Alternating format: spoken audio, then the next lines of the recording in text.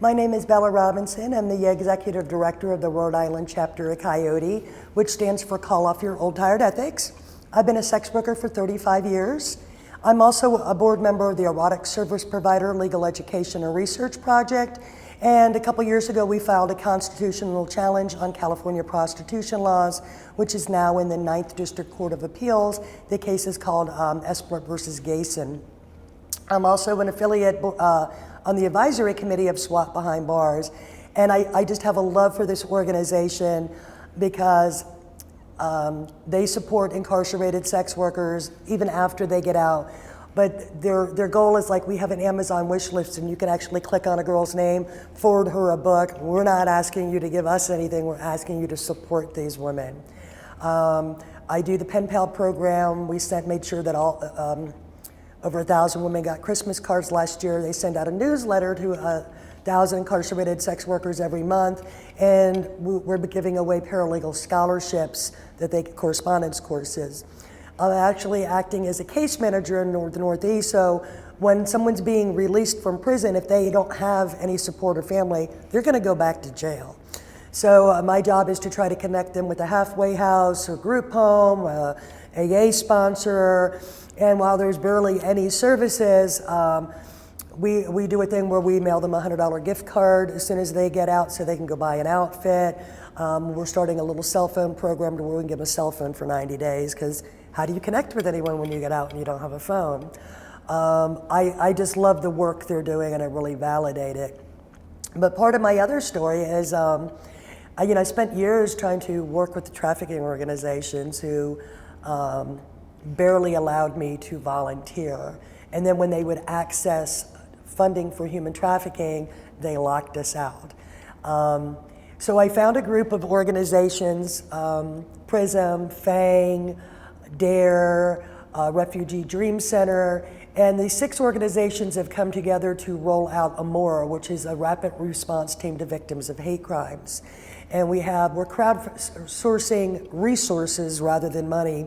So we have a list of people that are willing, like if someone's at risk of being deported, we have a whole list of people willing to take these people into their homes.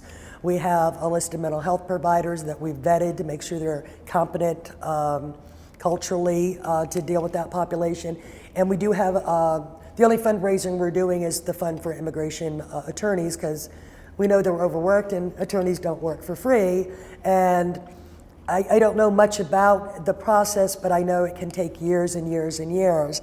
And part of my love for immigrants is in 2015, the Rhode Island Police got an award for their community and kindness of policing in the response to shutting down 15 Asian massage parlors. And they lied to the public and said these were multi-million-dollar fronts for sex trafficking. And in fact, they were small groups of immigrant women who were all arrested and deported. And now we're teaching society, like, what are you looking for? Asian people with mattresses on their back. And they lie to the public, oh, the women decline services, because there are no services. They don't even have, we joke, can we get a rescue sandwich? The idea that they're gonna dump you in a shelter so they can control you to make sure you don't go back to sex work while they leave you to live in extreme poverty and there's no way for you to get out. And no one wants to talk about economic inequality, the lack of affordable housing, the lack of jobs that pay a living wage. So I tend to compare the sex industry and a lot of labors with Walmart. And there's all these stigmatizing statements that are repeated so much that they become fact if you tell a lie enough, that we've all been sexually abused. And I said, well, how many Walmart workers have been sexually abused? They're all on drugs. Well, how many Walmart workers are on drugs? Sadly, 80% of human trafficking takes part outside the sex industry. Domestic labor, agriculture, fishing boats, garment factories. And think about it, when they're rescued from a garment factory, the police don't take the money out of their pocket. And when they seize our money, it's really wage theft. And sometimes they slip, the anti-trafficking people slip and say what they really mean. And one time I heard, well, we can't let them be legitimate. And I think the reason they frame the trafficking narrative is if they were just going to do a war against the whores, some people might say that's not really kind. These people are trying to survive. So it was better able to frame it as we're going to rescue them, but we're going to promote more laws that make it more likely for them to be raped, robbed, and murdered. as a form of punishment because they won't conform to what we want them to do. While I realized there's a lot of different levels of empowerment, I was a street-based worker when I was like 18 years old. I grew up in the foster care system in Florida, who allowed me to marry a 41-year-old man at age 17. I thought it was a good idea at the time, but obviously it wasn't. And he didn't hit me, but he raised his hand. And I knew next time he would hit me, and I'm glad I made the decision right then. I said, I'm never putting up with this. And I went and lived in my car. And back in the day, we didn't have terminology for transgender. We called them drag queens back in the day. And it was actually 2 drag queens that taught me to work the streets. They never asked me for money. You know, they taught me to write down tag numbers, how to be safe, use condoms, what to charge the guys. And I caught on real quick. It was a lot easier for me to make money than it was for them. And they never asked me for anything in return. So this idea that people are always profiting.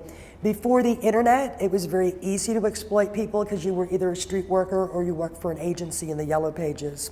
And those Yellow Page ads used to cost 10 grand. So you had to give the escort agency 40% of your money. But back in the day, they actually had a lot of safety protocols. They checked you in and out of the hotel. They knew who the client was. Nowadays, these agencies online don't even have someone in your city. No one's going to come rescue you if something goes bad. So I also see a big tie between domestic violence and trafficking. And when I say this, when it comes to free sex, no one cares if a woman's been taken advantage of and lied to. And I'm not saying men are the only liars or cheaters, but no one seems to care about this. And this idea that sex work is inherently degrading and violent, but for some reason when you are being taken advantage of for free, somehow that's supposed to be healthy for you. So the power over criminalization as a sex worker is if you are in a relationship that goes bad, he's going to say, I'm going to call the cops and tell them you're a hoe if you report me. I'm going to tell your landlord you're going to get evicted, and I'll call DCYF and they're going to come take your kids. If you're in an abusive situation, this man probably knows how many dates you do and how much money you make. So at that point, all you can do, if you don't have a safety net of someone that's going to let you stay with them, or you don't have a safe place to flee to, you're not going to get out of that situation. This idea that there's all these traffickers and pimps has led to, there's a huge increase in 18 and 19-year-olds being charged with sex trafficking because they really can find the big bad pimps. And I'm not saying they don't exist, but it's very rare. It's too easy to get away from them nowadays. And I get a lot of frustration from fake victims. I believe if you're a minor and you're engaging in survival sex, you shouldn't have to. I don't think you should be punished for it. But I've seen women, one woman was a porn star, and she said her boyfriend exploited her, but she drove herself to the porn shoots. And I'm like, wait a minute, you had access to come and go. You had a cell phone. You didn't tell anyone.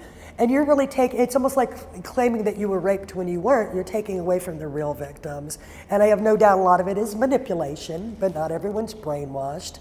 And personally, I've had to start over again in my life with nothing many times. A lot of it was bad decisions. I was addicted to crack cocaine for over a decade in and out of jail. But no matter how low I got, I could get my shit together within a matter of weeks doing sex work. So it's been the only constant stability. And then we know the poorer you are, the easier it is for us to exploit you. People without money have no power. Street-based workers can't negotiate for rates or condom uses. We have laws, condom for evidence laws. They can be arrested for carrying condoms. And for somehow people don't understand, how does that promote public health and safety? And one of the things I like about the Bedford case in Canada is, they claim that street-based work is a public nuisance. Well, so are a lot of things, and that's why homeless people have Bill of Rights. And just because you're a public nuisance doesn't mean it's okay to violate your human rights. And there are other ways to deal with those things. And even if we could alleviate poverty, there would always be someone that wanted a Gucci bag that's going to continue to do it, or a homeless person that doesn't want to conform to the free apartment they're giving them. So it's going to trickle down. But at what point does the public nuisance equal allowing people to be raped, robbed, and murdered? More sex workers were murdered in the United States last year than any other country in this world. 65 of them. And when you think about places like Turkey that are hating on gay people, and Mexico where all those women are, it blows my mind that no one cares. The police department calls us NHI for no human involved, like they do homeless people. And when we're murdered, they call it a misdemeanor murder. And I'll give you an example. Last year, there was a woman in Massachusetts from Harvard, home from vacation, and she was jogging. She was home visiting her family, and she was murdered. And they used resources. They took DNA. They did a reconstruction of what the man should look like. And then I think about the 12 dead women up on Gilgo Beach in Long Island that no one gave a shit about. And that's actually when I became an activist. This isn't about me. I'm 52 years old. My gig in the game's about up. But there will be a next generation of sex workers, and then one after that, one after that. And the fact that they're undisposable, and regardless what accomplishments you make, you can have a graduate degree, you can be a mother, you go on to do many things in life, but you'll always be framed as you're just a sex worker, just a hoe. And the media plays a big part. We're always portrayed half naked looking in a car window. And after the internet came out in 1991, only about 15% of the industry is on the streets. But they want the public to think that's what it all looks like. And most sex workers I know are under their own control. They did a great youth report through the Urban Justice in New York, where they went to 6 US cities. They interviewed 1,000 people involved in the sex trade that were 13 to 24 years old, and 97% said, we don't have pimps in market facilities. We teach each other how to find clients and avoid the cops and the social workers. What happens is you have a 16 and 17-year-old working together. They're both victims, and one of them turns 18 and they become a sex trafficker. And now they're going to prison for 10 or 20 years. And a lot of times it's the 15-year-old that taught the 17-year-old. And they've created so many barriers so minors can't even access shelter in their states. Now they got the greatest campaign, the trafficking people, because they have the Let's Save the Children campaign, and who doesn't want to save kids? Well, I did a little research last year, and I found out in 2016, Rhode Island had 320 unlicensed foster homes, and so far this year, 4 children have died in state care. One of the babies that died in state care was removed from a couple that had 5 children. There was no claim of drug use or sexual abuse. They called it neglect. I think they were poor and overwhelmed with 5 children. They removed the 2 small children, and now one of them is dead. So I see a lot of times people are blamed. Maybe your clothes are a little smelly because mom can't afford to go to the laundromat till Friday. That doesn't mean you're a bad parent and you're neglecting your kid. And the foster care system is set up to make kids go to prison afterwards. It's just the direct pipeline. They age out of the system at 18 and they're basically pushed out the door with nothing. So I have no doubt when people are desperate and they don't have resources, it is easy to exploit them or not offer them money. And I've learned this as a sex worker. When you're broke, no one knows it if you don't tell them, especially when you're online. People that post ads every 4 hours only look desperate. And like I said, I know some women that make $500, $750 an hour. I know other women that should be making a lot more, but they market themselves and only make $100. But the idea that we don't want to address poverty, we don't want to work on harm reduction. I recently took a 2-day course to get certified to be able to do rapid response HIV testing through the health department. And they said the highest group of infection is men who have sex with men, especially bottom men, and drug users. And I thought, well, they're not criminalized and no one's forcing them into testing. In Alaska, a friend of mine found charging documents, the public record. Sex workers arrested, the judge orders her to STD testing, those results are handed over to the court and they go in her record, they become public record. That's a violation. So they're forcing us to give up our confidential rights that would protect us under RIPTA laws. And they're using language like community surveillance. So I asked some good questions. I said, so if someone's raped or a condom breaks and they go to the ER, but they don't want to involve the police because they know the police aren't going to care. They're going to treat them like shit. They ain't going to look for the guy. Their rape kit goes on a shelf for 6 years. I said, can they still get access to the PrEP medication? And they said yes. They would not call the police. But when you test someone, if they come up positive, you're supposed to send them somewhere else for a confirmation. And I said, at that point, if they don't want to give their name or ID, but want to pay in cash to have access to the HIV medicine, can they? And no one could really answer that because they're so into documenting it. Well, Congress right now wants to give law enforcement a blanket to be able to put us under surveillance and wiretap us without warrants and let the CDC study us. So I did a little research and I found out in Alabama, I think it was around the 40s or 50s, it's right before they actually invented antibiotics to treat syphilis, that the health department and the CDC actually purposely infected African American men with syphilis to see what would happen. And they didn't tell them. This reminds me of the Latinos that they sterilized in California back in the day, even though it's against their constitutional rights. And you know, it's almost like when you see the cops raping people in the media, whether they're children or they're getting caught with child porn and they're raping the women, and now they're raping just ordinary women. You see one headline and it's swept under the rug. We have a database. Norma Jean Almadavo is one of my mentors. She was an LAPD cop for 10 years. She wrote the book Cop to Call Girl. And she runs a website called policeprostitutionandpolitics.com. And there's a database of over thousands of US cops that haven't been accused, they've been convicted of sexually assaulting children. And sometimes these are small children. And they get probation or 3 years, and they're not made to register as sex offenders, and they're not decertified so they can move away and be a cop again. And these are like lieutenants, chief of police, people that have been police officers for decades. And it reminds me that, you know, they want the public to think that the average client are all predators looking for 12-year-olds. When we think about it, monsters walk among us in every profession. We've seen the coaches do it. We've seen the priests do it with impunity. They're protected. And actually, by law, if you're a counselor or a teacher and you hear about sexual violence on a minor and you don't report it, it's a crime. But no one in the church is going to jail for not reporting it. It is just really, really horrific. It's kind of like this idea that all Muslims are bad. There's no one population that's all good or bad. There's assholes in every crowd. So we're starting to switch that narrative in teaching trafficking in the industrial complex. All these NGOs that are funded for trafficking provide absolutely no services to victims. And all they have to do to get the money is create awareness. Now think about it.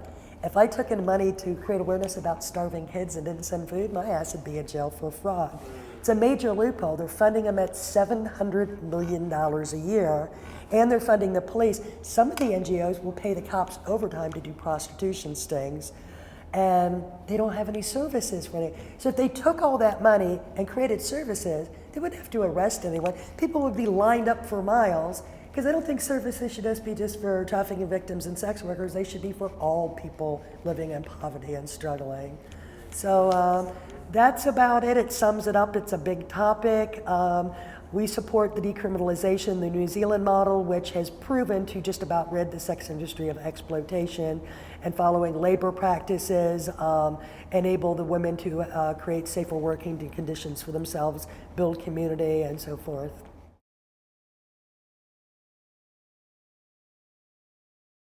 I didn't even know about the conference till a friend told me, and so when I signed up and they asked me to be on a panel, I was thrilled.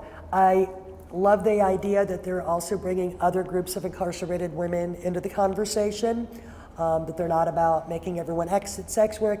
It reminds me of a lot of the Desiree Alliance conferences that are every other year, where 300 sex workers and researchers globally meet for a week. And to me, it's like a vacation that I can go be with my people. So I kind of consider it slightly a spiritual experience of being renewed, but I have no doubt I can still learn things from other people's experience and things that I haven't thought of. And I'm hoping I can bring something to the table too. Absolutely. Thank you so much for being here. Thank you.